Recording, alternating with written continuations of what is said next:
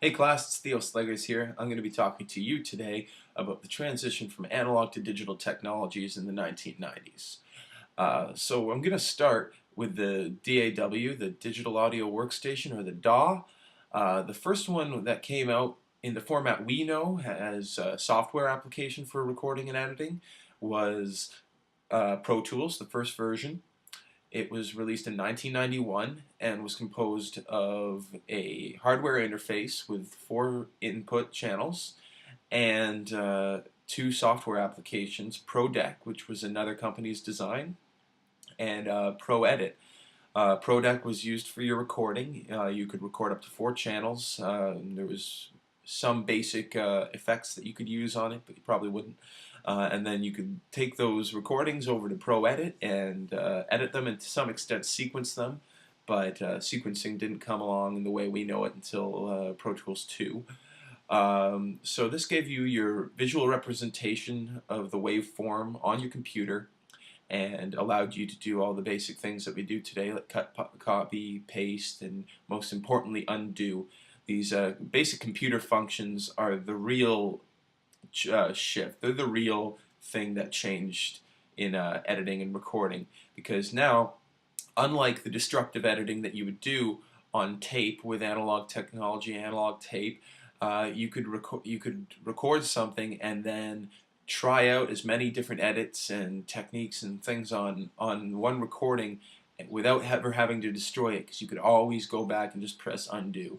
And so this increased efficiency as far as not having to go back and re-record things or transfer them, like play them back onto another tape and stuff like that.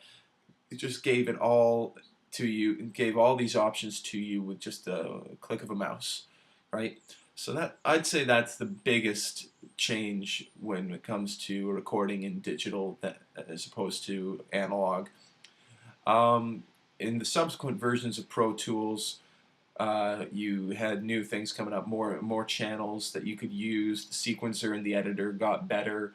And in 1994, a year after Pro Tools 2 was released, they learned how to integrate third-party plugins, so that opened up the market for being able to use anybody's effects on your digital audio workstation. So we're starting to see how it became what it is today. By the end of the 1990s, anyone with $2,000 to $3,000 could get a computer and these software systems to be able to do their own recording and editing and production in their own home. So over the course of the 90s, the professional studios started to lose their business, because why would, if you could do this in your own home with your own brain and not have to use somebody else's expertise, why would you pay them to do it? Why would you leave your house and pay them to do it, right? So that was the big shift in the technologies used to record and edit.